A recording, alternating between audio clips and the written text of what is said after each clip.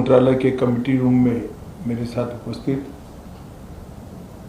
श्रीमान मानिक शाह जी, मुख्यमंत्री त्रिपुरा, श्री विप्लव देव जी, पूर्व मुख्यमंत्री त्रिपुरा, त्रिपुरा मोर्चा के स्थापक अध्यक्ष प्रद्युत जी, विपक्ष के नेता अनिमेश जी, त्रिपुरा से आए हुए मंत्रीगण और संगठन के सभी पदाधिकारीगण, विधायक,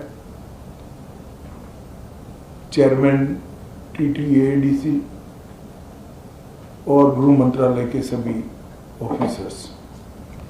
आज त्रिपुरा के इतिहास के लिए एक ऐतिहासिक दिन है। आज इस समझौते से हमने इतिहास का सम्मान किया है, गलतियों को सुधारा है और आज की वास्तविकता को भी स्वीकार कर तीनों चीजों का सामंजस्य कर हमने भविष्य की ओर देखने का काम किया है। इतिहास जो है उसको कोई बदल नहीं सकता, मगर उसमें जो गलतियां हुई है इसको सीखकर आज की वास्तविकताओं को नजर में रखकर हम आगे जरूर बढ़ सकते हैं। और मुझे आनंद है कि त्रिपुरा मोर्चा ने, सभी ट्राइबल पार्टियों ने और सभी ऑर्गेनाइजेशन ने इसके लिए बहुत कंस्ट्रक्टिव रोल लिया है। और भारतीय जनता पार्टी की त्रिपुरा सरकार ने भी शुरू से इसके लिए प्रयास किया। विप्लव जी उपस्थित है, मानिक शाह जी यहाँ उपस्थित है। मानिक शाह जी ने भी बड़े इंटरेस्ट से बारीकियों में इसको स्टडी कर अंजाम तक पहुंचाने में बड़ी अच्छी भूमिका अदा की है।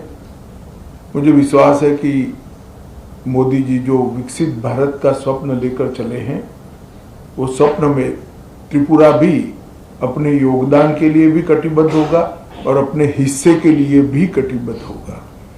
जब विकसित भारत बनेगा उस वक्त त्रिपुरा भी विकसित त्रिपुरा के रूप में आगे पर स्वप्नों के साथ आगे बढ़ेगा।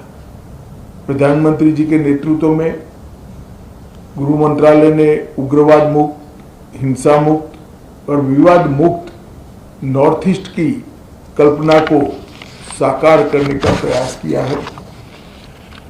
हमने ढेर सारे संगठनों से बात की, सरेंडर्स भी बहुत हुए।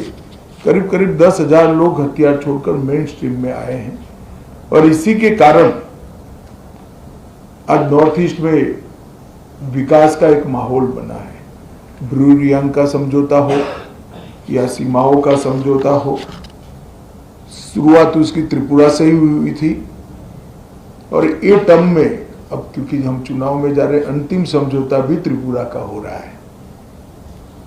2019 में NLFT SD के साथ समझौता हुआ था, 20 में ब्रू समझौता हुआ, 20 में बोडो समझौता हुआ, 21 में कार्बी समझौता हुआ, 22 में आदिवासी समझौता हुआ, 22 में असम मेघालय अंतर्राज्यीय सीमा का समझौता हुआ, 23 में असम अरुणाचल अंतर्राज्यीय सीमा का समझौता हुआ, 2023 में दिमासा शांति समझौता हुआ,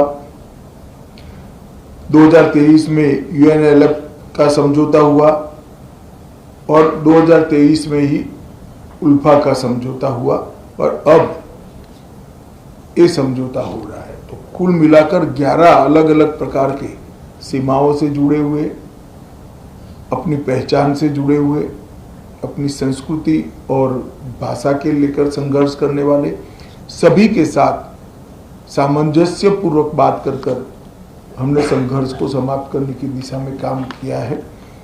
मुझे बहुत आनंद है कि आज त्रिपुरा, हम विवाद मुक्त त्रिपुरा की ओर आज से आगे बढ़े हैं।